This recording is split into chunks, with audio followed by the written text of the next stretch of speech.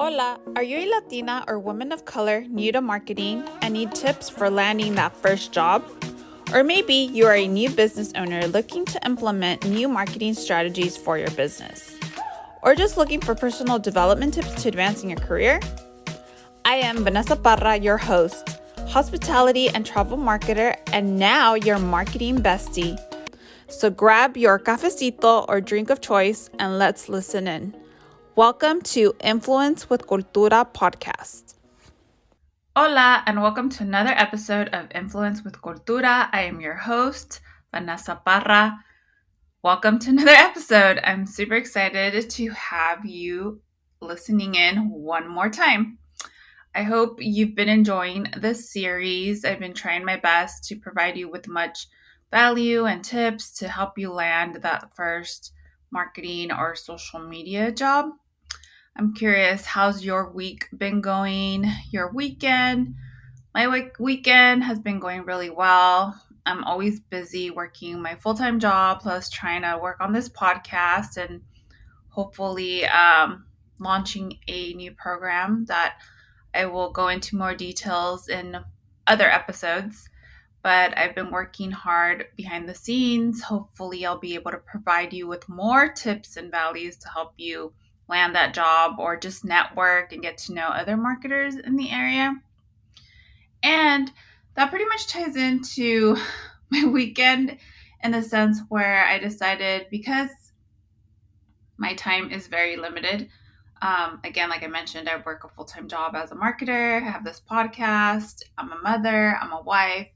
Sometimes I don't get time to do anything for myself. So it was really great to meet up, even though it was only for 2 hours, but it's fine, with one of my sorority sisters, and just catch up with life and see how she's doing. I feel really blessed to have these mujeres that, even though they may live in different areas of California, and I know I have more sorority sisters in other states, I can call them up and we can just literally pick up where we left off. And I know once you get older or you graduate or you're a working woman, professional, it can be a little bit tough, to create those networks, those communities. And like I mentioned before, or if you're new and this is the first time you're listening to my podcast episode, my vision for this podcast is to create a community of Latinas or Latinos as well, of marketers, more importantly, where we can learn from one another and just be there for one another, because that's the only way you'll grow. And I've been really happy and blessed meeting all these different marketers that are Latinos through social media and been interviewing them. So I have some amazing episodes lined up where I interview these awesome Latino marketers. And I'm just so excited to be able to share that with you and the world. Anyways, enough about me. Today, let's jump into the third, or the series. So today's 3 out of 4. And today I'm going to be teaching you how to create a scroll stopping resume. So I know in the past episodes, I talked about a lot of mistakes that I've seen new marketers doing, especially those applying for like social media jobs, on certain things that you're not including, or maybe you don't know how to do, or maybe you know how to do, but you're just not implementing or executing. So for today, I'll be talking about resumes, because resumes obviously is the way that will help you land that job, or at least get that initial interview with that recruiter or employer or HR manager. So definitely listen in. Okay, so the number one mistake that I see a lot of people doing when submitting resumes for a opening or applying for a job position is that they list tasks or softwares that they know. And there's nothing wrong with that. However, it's very important to include more like statistics, more numbers, or more results of things you've accomplished, either with a different employer, even if it's not in marketing, or with internships, or even say you've never worked in your life, but maybe you have a degree in digital marketing or a related area, if you took some type of certification, really pulling information from the curriculum and really showing that on your resume. I've seen so many resumes where I've seen potential people that could probably land really great marketing or social media jobs, but their resume doesn't really portray their background, doesn't really show like what they learned or how they can help that company grow or why they would be an asset for that company. So that's why it's very important to include in your resume actual results, actual statistics, for you to really stand out from your competition. So, an example would be, say you managed social media accounts for someone, even if it was free or an internship. Instead of just listing that you manage social media accounts, include how many. Maybe you can include managed 4 social media channels, and then include more, again, analytics tied to that. So, with an average engagement rate of 8% within 3 months of working there, or you were able to create or land monthly impressions of 200,000, or you grew an email list by 500 subscribers with one marketing campaign or in 1 month. I hope you're understanding the whole concept when I say include statistics. It doesn't have to be these large numbers, but the fact that you actually made a difference for a business, again, even if it's free or paid, by you showing results, like how fast you did certain things. And again, it doesn't have to be something major, but just giving examples that will make you look way better than someone that just lists, oh, I managed a social media account, or I have a degree in digital marketing. Yes, that's important, but as recruiters, as hiring managers, we get so many resumes, and we're so bombarded with our everyday tasks that honestly, yes, we want to bring in the right person, but to go through so many resumes, like when we get resumes, we literally give it like 10 seconds or less just to briefly skim the resume to see if anything pops out. And then once we see something, then we actually take the time to review the resume in detail and then schedule an interview to ask questions.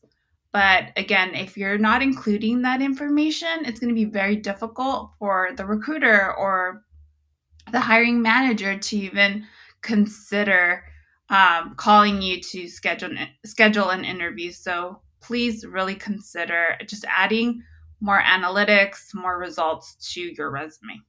Okay, now tip number 2, something that I've noticed that a lot of young or new marketers that are doing, is when they create their resume, they make this beautiful resume, with Illustrator or InDesign, which is great. However, a lot of these hiring boards or career jobs, like for example, like Indeed or Career Builder, stuff like that, their software only has certain capabilities, and a lot of times it'll distort your resume if you created a resume with a lot of artwork or photos, which can really hurt you instead of help you. um, it goes All these resumes go through specific screenings or softwares where they're literally looking for certain keywords or phrases to see if you fit the job description that the employer is looking for. So even though I know you probably are very creative and worked hard on your resume to make it stand out and look nice and to show that future employer what you're capable of, I strongly don't think a resume is the right place to do that. You can do that in your portfolio, which, if you haven't had a chance, make sure to listen to the episode before this one where I give you tips on creating a portfolio. That's where you should use your time effectively to shine and show your creative side. On your resume, like I mentioned before, it's not worth it. Especially if you're applying through these job boards where, again, they're screening and looking for specific keywords. So I wouldn't waste my time creating these elegant, beautiful resumes. I would just I would just create a simple Word doc and maybe save it as a PDF just so the format doesn't get messed up. So that's something I would suggest and recommend. Also, do not include your image or your photo to your resume because there's many reasons why. First of all, you're not a model, so there's really no need to include your photo. Second, it could work against you because there's just so many laws out there, and there's so many people that, I hate to say this, do discriminate, and you don't know who you're applying for. It could be someone that might discriminate against you just by your picture, right? Or there might be times where an employer, because they don't want to get a lawsuit or be seen as like, oh, they discriminated someone, they won't even look at your resume if you have a photo because they don't want to even deal with that hassle of if they decide not to move forward with you in the interview process, that you come back saying, well, it's because they saw that I was Mexican, right? Or a woman of color. So that's why it's better just do not include your photo in your resume to protect yourself and as well protect that employer from not choosing your resume. Okay, number 3, like I mentioned before, a lot of these job boards like Indeed and Career Builder have a screening process where they're looking for specific keywords related to the job post. So one tip that I do and that when I mentor people when revamping their resume is that before even updating your resume, go on Indeed, go on whatever job site that you like, look up a few positions that you would like to apply for, look at the job description. I literally copy and paste the job description into like a Word document, a Google Doc, and I start looking at the different skill sets or requirements that they are looking for. And I try to match that to my resume, but only do it if you actually meet those requirements. Okay. So for example, if they require you to know how to use Adobe Suite, if you don't say you do, because at the end of the day, you're the one that's going to look dumb and unqualified. So don't do that, okay? But if there's certain things that they're looking for that you have experience in, and again, it doesn't have to be in marketing, it can be in any position that you've had or at school or volunteer work, add that to your resume because it's obvious that that's something that they're looking for. So include that in your resume. And another trick, which is more of like a long-term hack, is by seeing what the job description requires.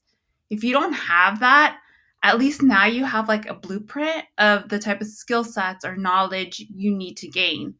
And I don't know about you, but I would invest in a course or a mentor or go on YouTube or listen to podcasts like this one and learn more about that subject if you're serious about having a job in that specific industry or a position like the one that you found and you don't have the experience. So that's why I love looking up dream jobs or one job, like one level more higher than what I currently have, just to see like where I'm at and to see how I can incorporate that in my resume.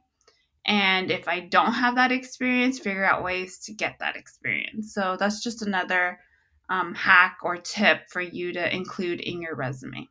Now, tip number 4, include a cover letter. I know I see all these memes and like angry posts on LinkedIn where people keep saying, "Dear employer, like stop asking me to submit a cover letter when I already submitted my resume." However, I hate to say this, cover letters are probably the best way to land that interview. Because again, like I mentioned before, when the hiring manager or recruiter are looking up resumes, maybe you leave out certain skill sets or knowledge or responsibilities that the position they're hiring for requires. Or maybe you have a certain set of skill sets, but your resume doesn't really show it or portray it. Well, in a cover letter, you can explain a lot, right? And we can have a whole other episode on how to write a cover letter. But with the cover letter, you're able to pretty much you're creating the story, right? Where it's explaining who you are, your qualifications, and how you would be an asset for that company and that specific position that you're applying for.